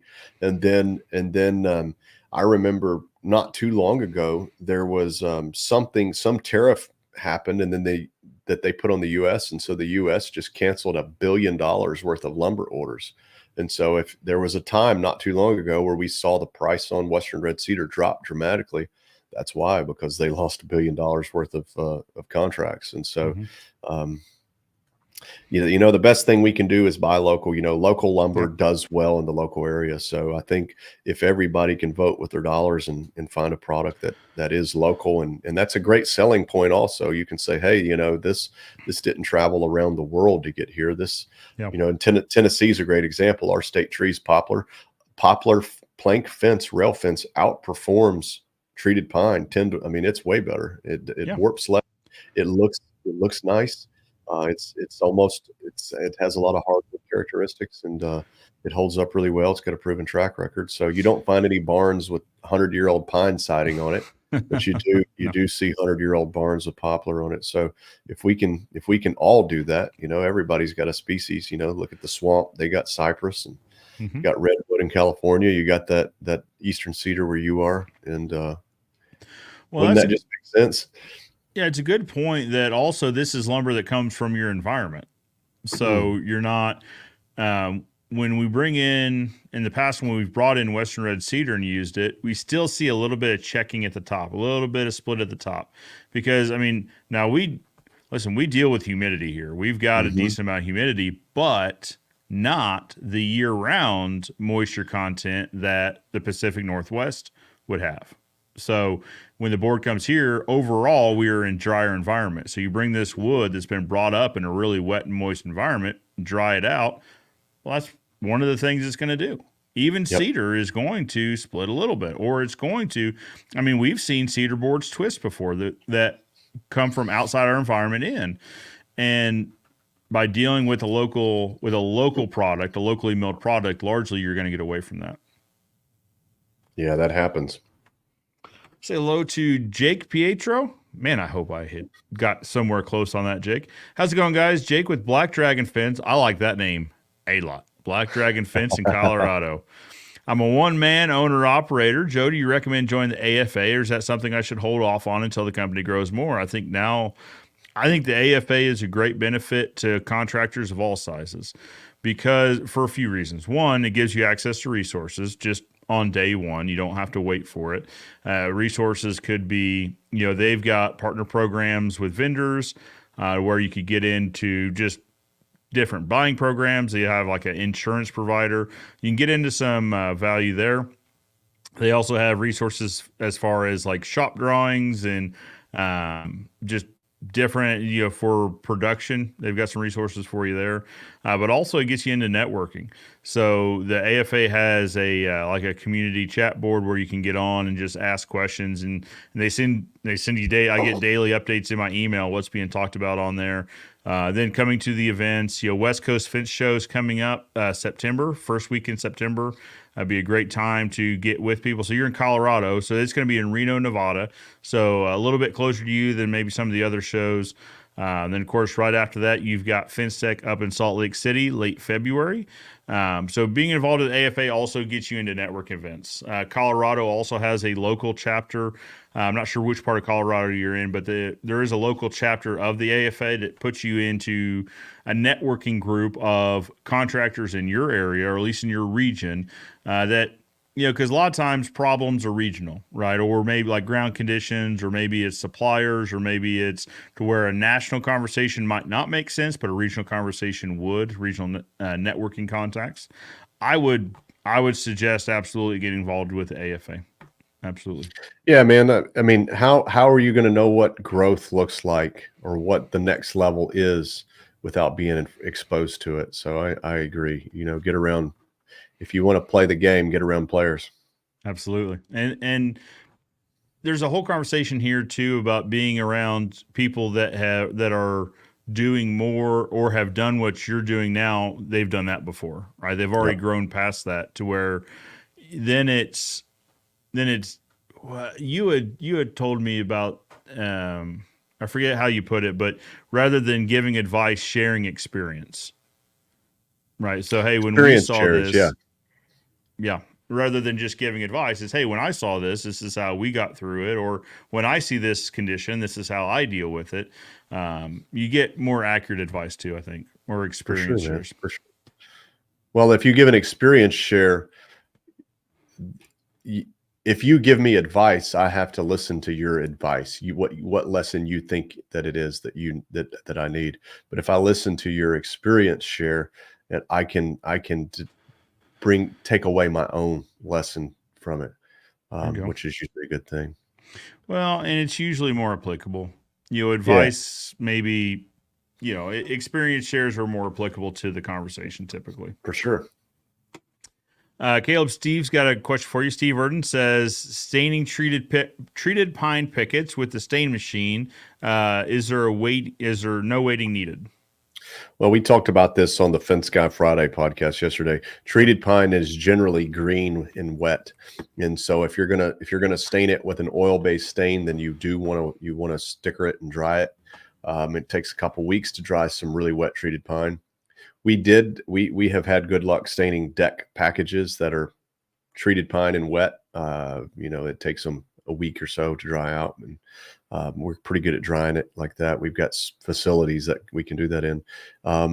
If you're going to treat it with a water-based stain, you could, but you still, if the lumber's really wet, you'll get splotchiness. So I would recommend looking for a kiln-dried product if you really want to go full on into pre-staining, or you could just start drying lumber, taking your time with it and drying it. And you're going to have a cull, a cull rate. So you want to really do a good job with pine of stacking it square and neat, and then banding it, strapping it down. You want to make sure all your stickers that are in between each layer of lumber are aligned perfectly. If you don't align them perfectly, you could get warping. And so if you're trying to figure that out, call me and I can kind of tell you about the top 20 mistakes we made learning it, and maybe avoid some of that for you. Absolutely. A moisture meter is your friend. That's another thing you guys talked For about sure. on Fence Guy Friday. Yeah. Pick up a moisture meter on Amazon. They're not much. I believe, 15, 20, $30, something like that. Yeah. Or if you really want to get geeky about it, you had said that you can also use a multimeter and cross-reference an ohms chart. Yeah. I'm sure it exists. I mean, that's what it is. It measures resistance. So there's got to Yeah. be an ohms chart there that would correlate. Well, if you really got to work to save that $15 though, so maybe you just spend the money, But bite man, the bullet, spend the money. some guys are into that sort of thing, so I can appreciate those kind of guys. When you stack your lumber down, you don't, you're going to have lumber on the bottom and the middle and the top. And if you check the top and it's good, well, the middle maybe is still dry, or still wet. So a lot of times with pine, you want to turn your lumber over. So if you down stack it for 2 weeks and it's still wet in the middle, then you would take the middle, put it on the outside, and such and so forth. So absolutely. Stephen Moore said Western red cedar shrinks a pretty good bit. So this can probably vary by region though. This is very true. And so Chris Gass down at Jack Fencing, they did some pre-stain on some Western red cedar, and then later they were using gopherwood, and they were using the import version of the Japanese cedar, and they built both of these fences about a month apart. And then 6 months later, a tree falls on the fence and they go back. And he said, man, the Western red cedar stuff had huge gaps between it, even after it was stained. And he said the Japanese, the gopherwood, he said it was still budded. It still looked good. So that was good feedback, but it was really, really surprising. But kiln dried lumber is already shrunk. So it already takes the shrink out of it. There he is. Dan Wheeler, Fence Industry Podcast, says, Fence Fam wrapping up a pre-stained pecan on a patio as I listen. Let's do a podcast, Dan, and talk about it. I want to see this. Absolutely. Pecan's such a great color. Yeah, I mean, it is pecan right here. Oh, it is so good. So good. Steven said black does good with pine. So like a darker stain would do well with pine. Looks good, yeah. I can see that because it's right, a lot of times we like the semi-transparents because I like to still see the character of the wood, right? Or the grain of the wood. It highlights it instead of covering it up. But with pine, there's not a lot of character to the boards. I could see a darker color maybe being preferred on something like that. Well, this is a great example over my shoulder here. You can see sticker marks right there. Mm-hmm. This is log cabin grade shiplap, and it's a rough out. It's a rough finish. We got this lumber here, ordered it. It took forever to get it, and we got it, and we installed it, and it looked bad. And I thought, man, contractors come in and install it. They don't look at it. And so all these rooms, every office has an accent wall.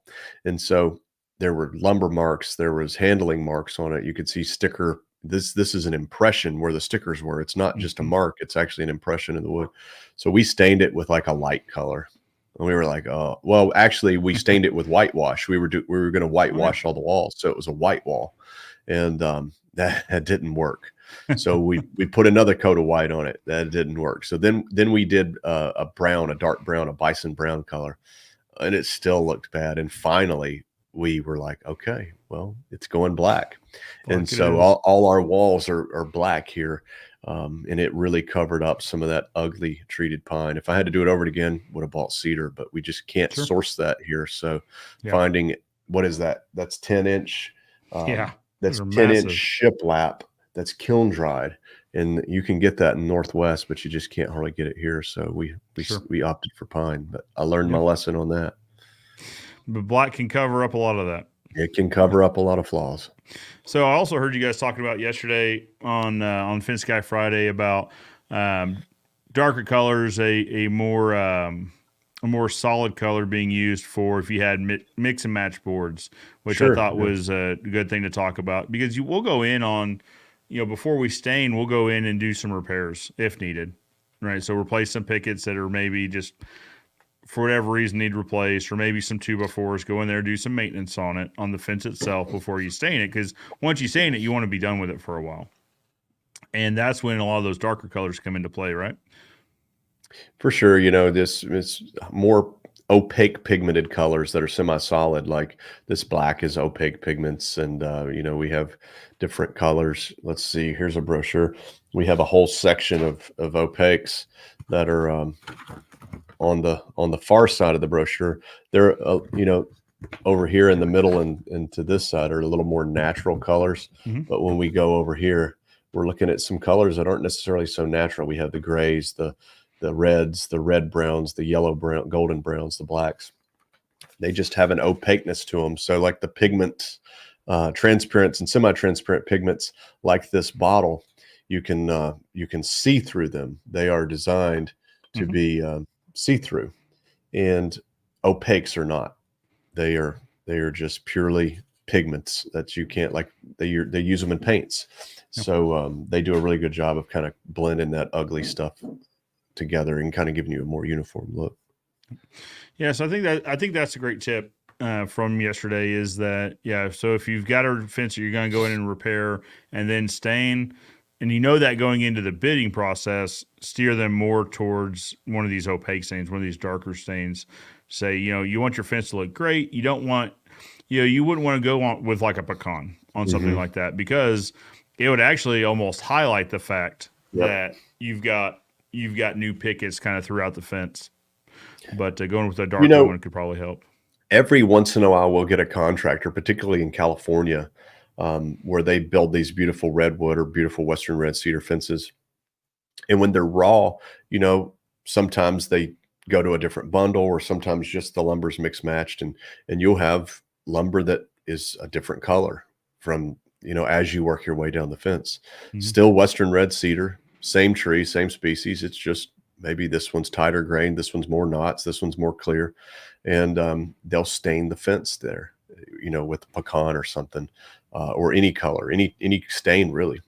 And they'll call and they'll say, "Hey, my customer's not wanting to pay me because these boards don't match the ones beside of it." And then I'll say, "Well, send me pictures." And I'll go, "Well, that looks like it's supposed to look." And I'll say, "Send me pictures before." And the boards were just as different before it was stained as they are after.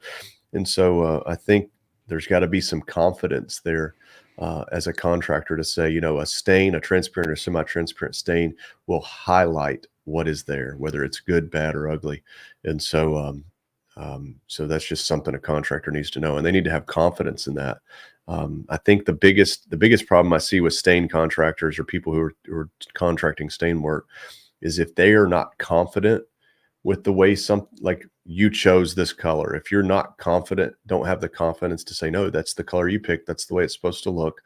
Here, here's evidence on what it will look like when you're finished. And this is the color you chose. This is the color we're going to do." Then if you show up to a job and you put a little stain on the fence and you go, "Do you like that? Are you okay with it?" You basically give them permission to not be okay with it. Right. And I see that over and over. The guys who've been doing this for years, they're confident. You picked this color, you signed off, this is what we're going to do. But some of the newer guys really get caught up in the being timid. And it's not that we don't want to satisfy our customer, but sometimes people will exploit things, or if you act like maybe you won't like it, then people start having doubts, and then they start it starts getting kind of twisted. So and a lot of times customers just want reassured that was the right choice. Oh yes. So when you waver on it, then they start thinking, well, maybe this wasn't the right choice. Maybe, and then they'll go look for reassurance elsewhere. They'll ask a neighbor or a spouse and say, "Hey, does this look right? I don't know." Or to your point, when they were looking for reassurance, the contractor says, "No, this is pecan. This is exactly what we talked about. This is why it's the right choice. This is why it looks great, and this is why it's going to make your yard look incredible." Yeah. Then that customer that was wavering, then obviously now they've got confidence to say, you know what? Yeah, that actually is exactly what I was looking for.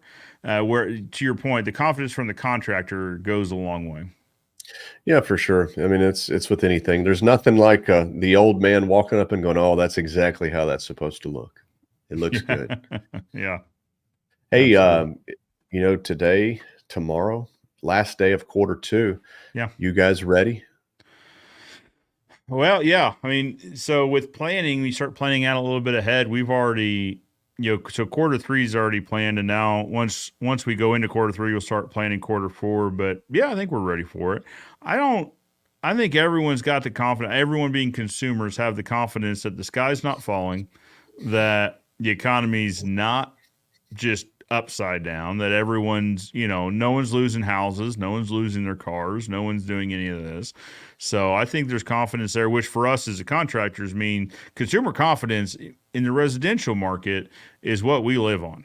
Right. Okay. So if consumers are confident, they're willing to not put off upgrades to their yards, not put off all this spending. I think it does great things for us. How about yourself? Yeah, we sort of take the last 4 weeks of the quarter to plan, a planning period, and then we end it on a planning day, which we did this Wednesday. Yeah, this Wednesday was our planning day, our quarterly planning session, and we got quarter 3 rolled out. What we normally see of a lot of companies is they, if you're, I don't want to say if you're doing it right, but if you do it the way we do it, you set a 20, 30 year goal that seems impossible. Then you set a 3 to 5 year goal.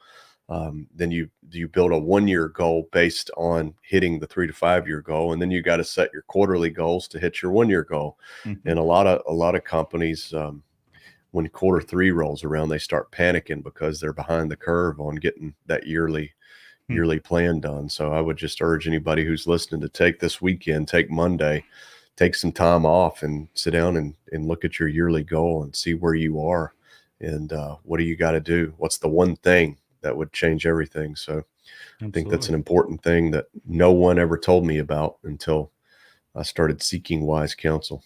Sure. Absolutely.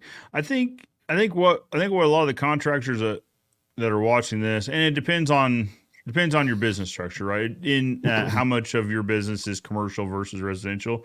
Our commercial business has been strong throughout the year, and commercial just, unless 08 and 09, 07, a little bit, when the housing crisis really started taking hold, then you saw commercial start to panic, right? But largely commercial, just for us in our region, is just steady as she goes. It's nothing. We don't get the big peaks, but we also don't get the big valleys. It's just business as usual. Residential is what they watch the news, and so they'll be really affected by so-and-so's, whatever the claims are out there at the time.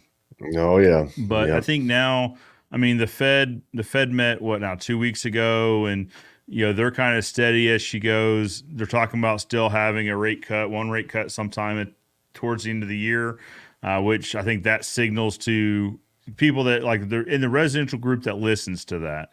I think that tells them, hey, okay, so the Fed, who keeps an eye on this stuff, is telling us that the sky's not falling. Everything's good. They're actually comfortable enough to where they're looking at a rate cut, and they're talking about maybe 2 next year. So I think third and fourth quarter, we're planning on third and fourth quarter being steady. I think third quarter might be up a little bit. We're planning on it being steady, so that if it's up, then we're in a great position. But if it's steady, then we're still fine. But I think everyone's going to round out the year in a pretty strong position. I think so. I think we're expecting quarter 3 to be slightly bigger than a normal quarter 3 percentage wise, just based on quarter 2 being a little wet in our business. Yeah, that's true. But we have put a pretty big stretch goal in, and so we're going to drive it. We're going to push and see what happens. What did your guys' first quarter look like? Did it meet expectations, or? Man, normally I'm a goal setter, and I set some big ones, man. And in past, I've never hit quarter 1 goal. We just never do it. And this year we hit it. We Nice. we blew past our quarter 1 goal. Okay. And so first year to do that. So Q1 was strong. And so, I think a lot of guys were unsure about what was going to happen this year. It's an election year. Election years are always weird.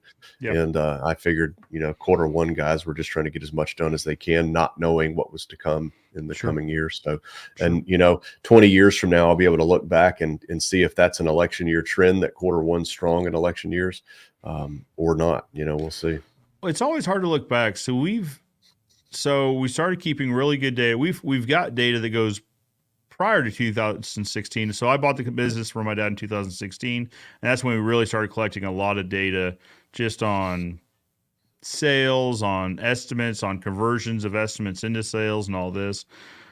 But what I'm kind of figuring out is really we're looking at previous 3 years, because I feel like there's a pre-COVID and post-COVID. What we're finding is the pre-COVID numbers aren't consistent with what we're now seeing. So like if we're talking about quarterly percentage of annual earnings, we're seeing now our percentages are way off, in that before fourth quarter and first quarter were lower, second and third were stronger.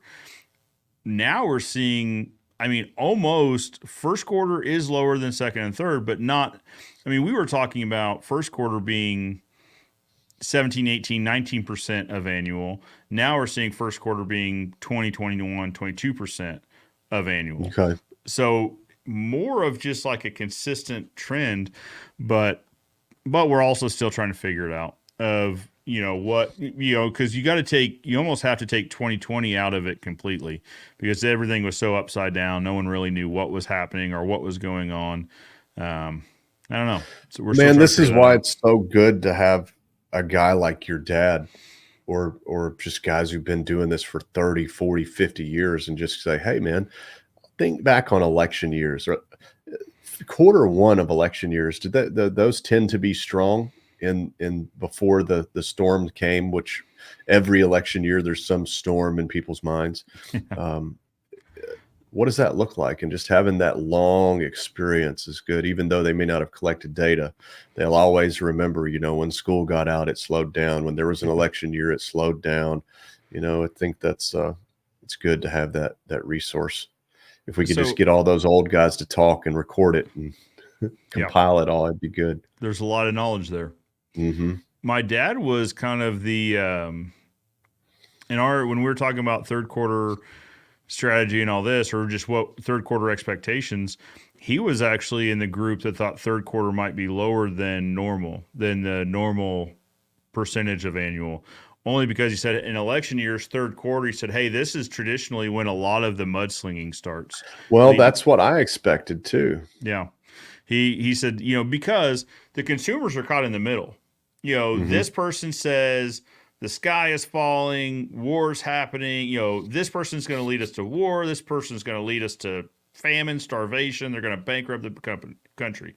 And this side's saying, no, that guy's the one that's going to lead us into bankruptcy. They're going to lead our national debt into uncharted territory. They're going to do this, that. Meanwhile, the voter in the middle is going, oh God, no matter which way we go, we're leading into devastation, because either one of them says, hey, one of these two folks, okay, there's independents, but one of these two folks is likely going to lead the country. And the other guy just got done proving to me that they're going to lead our country into devastation and war and this and that and the other. And so third quarter, his thought leads to people really being more conservative with their spending, because all they're hearing is the sky is falling. I don't want to say my estimation. My wise counsel that I seek is said that most companies and most people, they just put off certain decisions until after. They're going to they're going to expand the company, buy the car, build the house, regardless, but they're just not going to decide on it until after the election a lot of times. So sometimes, so if you're in your second or third year of business or fourth year of business, you've never been through an election, if things slow down, this is normal. Yeah. Make more phone calls, reach, touch more old customers, touch more new customers, make more relationships. Just keep pushing, because it's not always just going to be you pick up the phone and people give you money. You know, sometimes Sure. you got to work for this stuff. Well, and the thing about delayed transactions is that means fourth quarter should be a stronger quarter, Could be. if they put it off till after elections and first quarter next year.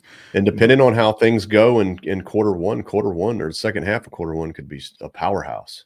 Mm-hmm. I mean, imagine if whoever becomes president and everybody's really optimistic about what that would hold for us, and that becomes the case, it would really give people confidence to push forward. So it's exciting, man. Yeah. I mean, we'll see. That's the thing. Nobody's got the crystal ball, but all we can do is try to predict and try to make, budgeting decisions, purchasing decisions based on what we think it's going to do. But it's all a guessing game. If you fail to plan, you plan to fail, right? Absolutely. All right, let's check in with a few more folks. Guys, if you got look at that, an hour and 46 minutes. So here we are coming up on 2 hours. It's time, man. If you got any questions, drop them in. I think we're going to start landing the plane here in a minute. Jake says, thanks, guys. Appreciate it. I'm planning on attending Fence Tech, and I'll have to join and look into all the different tools that are out there to help me learn more. I like the shared experience. I think attending Fence Tech is a great decision, Jake, because it gets you in the room with a lot of people with varied experience, right? Get you into the network. Don't be afraid to approach people that you don't know, because I remember back to like my first Fence Tech, and it was imposing. I mean, these things are in massive rooms. It's a bunch of people, and you're one person in a sea of humanity, it almost feels like. But I think what you'll find, and hopefully what you found already, is that fence folks are pretty easy to get along with, right? Yep. And I think if you walk up and you introduce yourself, hey, my name's Jake, I build fence, and here's the region I'm in. I think whoever you walk up to would be willing to introduce themselves and this and that, and yeah, I mean, if you shared with them, hey, this is my first Fence Tech, like, what should I do? Where should I go? You'll probably have a friend for life after that. But don't be afraid to approach people. For sure. You can look for Caleb and I. We'll be there. We'll be pretty hard to miss. That's right. I'd love to meet you in person. Kenny Dugan, the one and only Sane Man. Good morning, guys. I'm late as usual, but on the bright side, I'm done standing for the day. Congratulations. I'll have to replay on the way home. Have a safe and happy 4th of July. You as well, sir. You as well. Sir, happy Independence Day. Yeah, done standing for the day. That's the way. I mean, in the summertime, that's the way. Start early and be done by midday. Absolutely. Sir. Steve Erdman says, seal end once by seal once, just ordered. Thanks for the suggestion, Caleb. And there you are. Jake says, thank you. I wanted so we're talking about Black Dragon. So I wanted the company name to stand out a little bit more. I'm just a younger guy learning and wanting to get my foot in the door. I've been watching the videos you guys put out to learn more. Jake, thank you. Appreciate you watching. Any questions you have, don't hesitate for Caleb or I. I mean, we're both out there in social media. You can find us in any of the Fence Facebook groups. If you're into staining, check out the Staining University Facebook group. I think there's a wealth of knowledge in there. And again, you'll be amongst friendly folks. Yep. Sure. All right. Well, Caleb, as we start to land the plane a little bit, what haven't we covered? How do you think on your mind you did want to cover that we haven't covered already? Oh man, I think just keep pushing everybody, and keep staying friends. Keep talking to the old guys who've done it before you. They know a thing or two, and absolutely. And that's about it. And we need to get together. It's been a little while. I agree. I need to come out and see the new facility. I saw it last year when we were out, when it was still in the rough-in phases. Actually, you had just completed the warehouse. Man, so it's we're all in, man. All the pains of moving into a new place is over. You know, we're already making plans for the next building. So it's it's exciting and fun, and we love it, man. It's just I love, years ago, I drew pictures of how I wanted our warehouse and our manufacturing and all that to be. And I had these big clear windows where you could see from the offices into manufacturing, because I knew we would keep it neat if you could see in there. And when you see a place and you walk in and it's neat and clean, it's a good first impression. And I just wanted that. And every time I walk down the hall to my office, I see that whole manufacturing, those guys in there getting after it. And it's so cool, man. So it's such a blessed feeling. And we're just super grateful for all the customers who made it possible for us to do things at a bigger level. Absolutely. Well, we'll be sure to come out there. We always say it'll probably be fall. It'll probably be fall. Summer's Yeah, always yeah. a bit crazy, but Yep.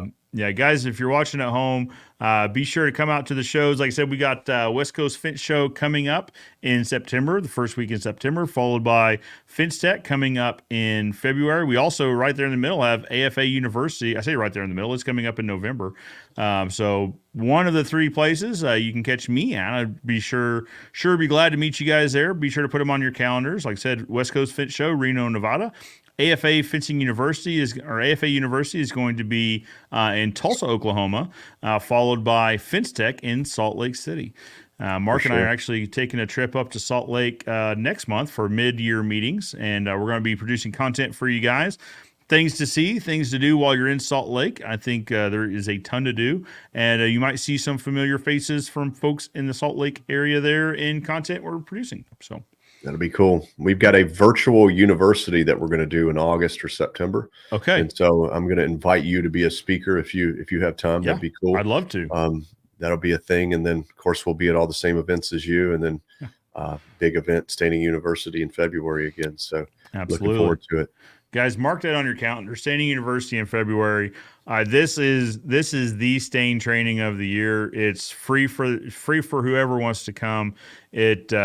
You won't find a place that has more fence guys, more stain guys in one place, sharing knowledge, just freely giving of their time and just information as it relates to staining.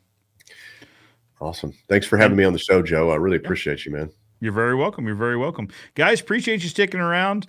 No live next week. We'll be live with you on the 13th talking about West Coast Fence Show.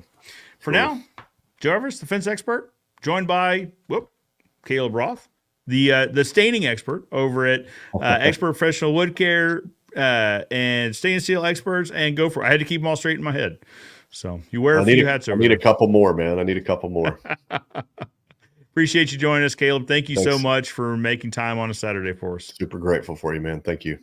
For you guys at home, thank you for watching, and we'll see you next time. Joe Everest, fence expert, reminding you that good fences make good neighbors, and I'll see you next time.